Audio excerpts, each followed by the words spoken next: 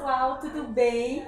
Até que enfim, né? Tô aqui como prometido pra vocês. Eu quero falar um pouquinho sobre o tratamento do Daniel. E como eu tinha prometido, eu trouxe pra vocês a Sheila, que é responsável aqui do Espaço Aba, onde o Daniel fez o tratamento dele, que é aqui no Centro Vitória, aqui em Curitiba.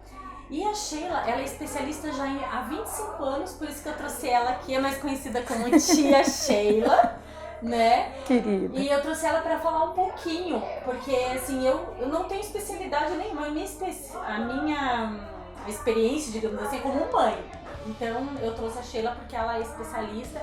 Sheila, eu queria que você falasse um pouquinho de você, da sua formação, suas especialidades, enfim, sobre o método ABA, que é o que está melhor funcionando para o Daniel, o que mais deu certo para ele. Então vamos lá, eu sou Maria Sheila, né? Eu trabalho como psicóloga já há 25 anos, né? E sempre trabalhei exatamente dentro dessa perspectiva de entender as crianças com as suas especificidades, né? Então cada criança tem a sua especificidade e é dentro disso que a gente sempre trabalhou, tá? Especificamente em relação à terapia ABA, a terapia ABA ela tem trazido um resultado muito importante. Ela não é uma terapia exclusiva para as crianças e adolescentes que estão dentro do espectro, mas ela é uma terapia, sim, que tem mostrado resultados importantes para as crianças e adolescentes que estão dentro do espectro, né? A terapia ABA, ela nasceu de uma abordagem, de uma linha da psicologia chamada análise do comportamento, né? E essa análise do comportamento dentro da psicologia, ela é uma abordagem que ela trabalha exatamente com uma linha comportamental propriamente dita, né? A terapia ABA, ela fundamenta-se em programas de habilitações específicas para aquela criança, tá? Então, assim, todos os programas da terapia ABA, eles são programas pensados naquela criança. Eles são programas estruturados, planejados, individuais, com uma carga horária significativa para aquela criança, especificamente naquele momento, com aquela demanda. Tá? O Daniel, por exemplo, ele começou com 6 horas, né? Isso. Agora ele já está fazendo 9 horas semanais de terapia e tem dado um ótimo resultado. Isso. Por que exatamente desse ótimo resultado? Porque a terapia ABA ela é uma ciência. Né? Então a gente trabalha exatamente com toda uma estruturação de uma ciência. A gente trabalha com resultados, a gente trabalha com registro desses resultados e análise dos comportamentos. Então a gente faz uma análise aplicada do comportamento, né? Então, por que dentro de um determinado comportamento especificamente disruptivo, o que aconteceu antes desse comportamento e o que aconteceu depois desse comportamento? O que levou essa criança, por exemplo, a dentro de uma determinada circunstância se comportar de uma maneira? E por quê? Em ambientes diferentes, ela se comporta de maneiras diferentes. Então, assim, a terapia ABA ela tem nos mostrado resultados específicos, resultados importantes e mais do que isso, a gente tem avançado com as crianças.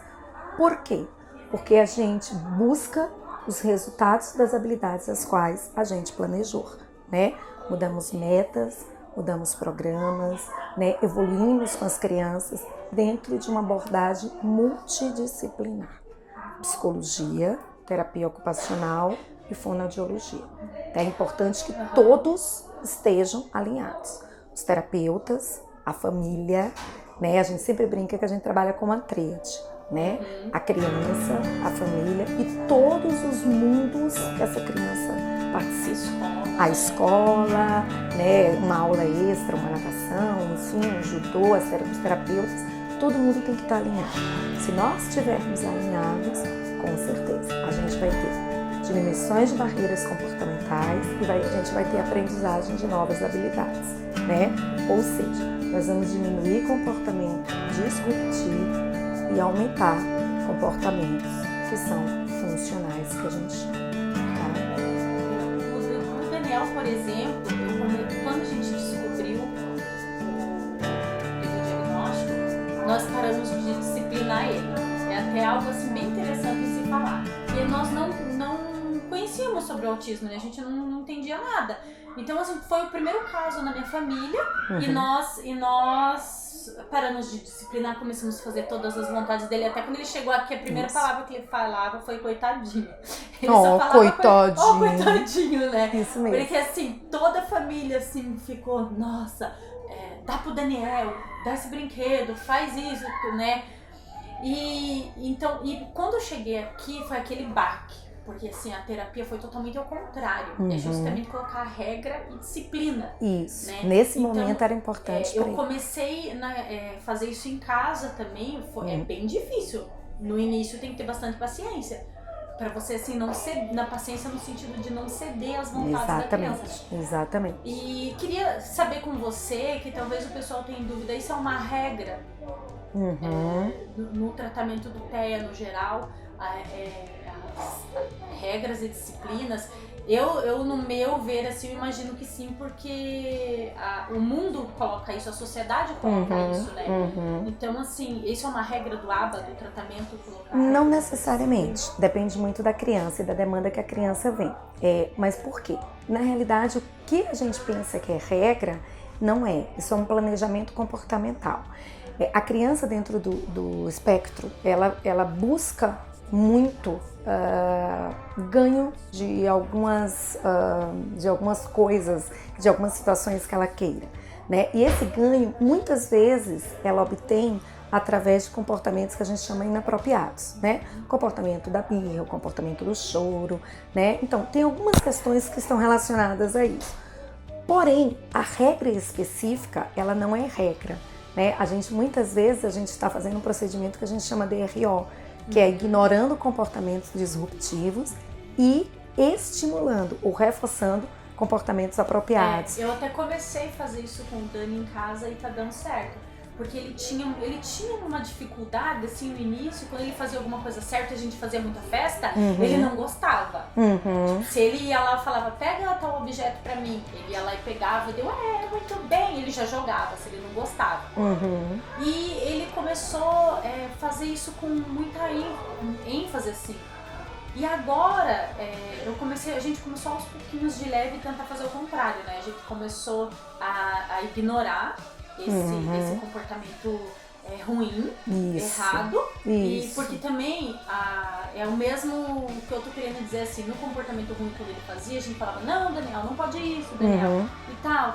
E pra ele, eu acho que tinha o mesmo significado do que você festejar quando ele fazia alguma coisa certa. E muitas vezes, quando a gente reforça muito o comportamento inapropriado, ele fica reforçador para a criança. Então a criança, muitas vezes, ela tem a atenção, né? Ou ela tem a fuga de esquiva, que a gente chama em terapia ABA, exatamente por isso. Então, por que a gente faz, e muitas vezes a gente opta pelo procedimento, entre eles o DRO?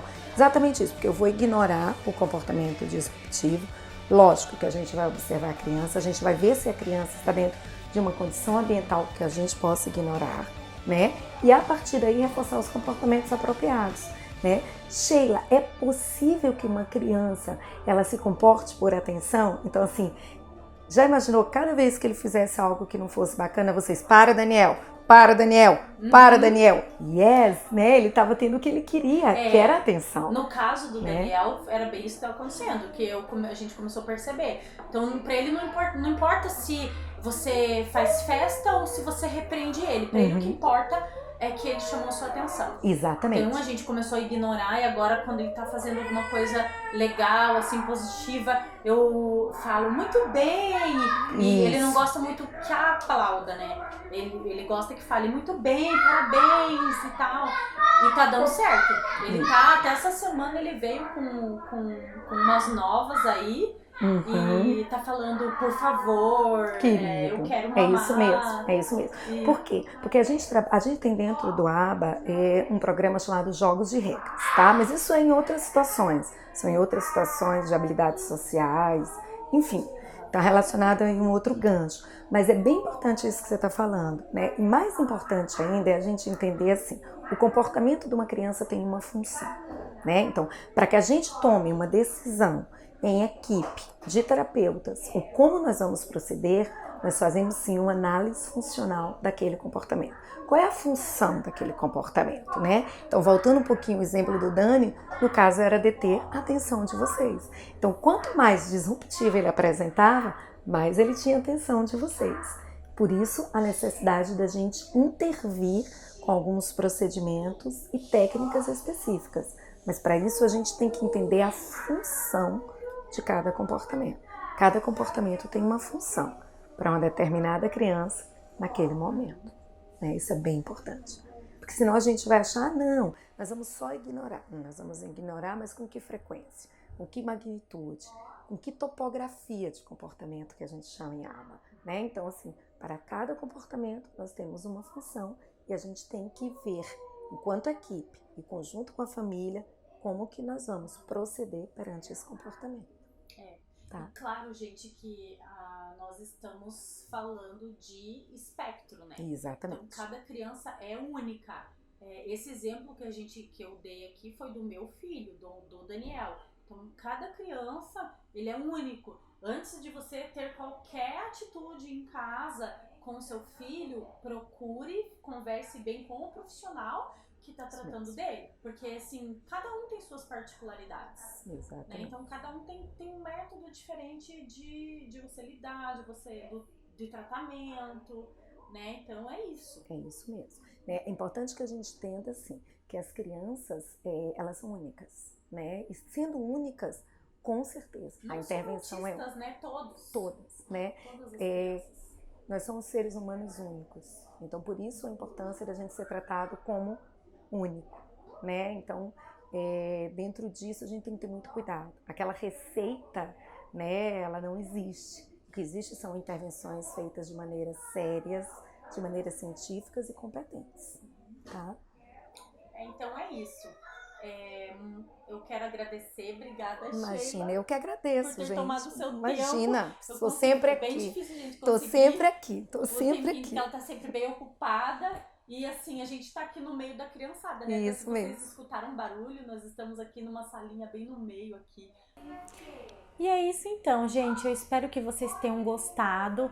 Me perdoem a demora para fazer esse vídeo. Eu tinha prometido já que eu tava esperando inaugurar o espaço aba aqui na clínica.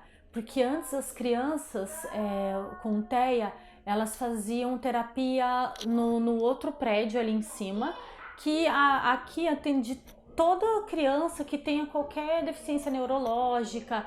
Então, assim, a recepção era muito cheia. A proprietária, ela tinha o desejo, né, de criar o espaço aba, um espaço só para as crianças com TEA. E então eu estava esperando inaugurar esse espaço aqui para fazer o vídeo para vocês. Para ter um tempinho também na agenda da Sheila para ela falar para vocês. Então eu agradeço de coração, espero, né, ter esclarecido muitas coisas. Não esquece de dar um curtir, me ajuda na divulgação do vídeo, se inscreve no meu canal, a gente pode, isso ajuda na divulgação e a gente pode ajudar muitas pessoas, muitos pais que de repente estão até começando, entrando nesse mundo azul agora, tá ok? Muito obrigada, tchauzinho!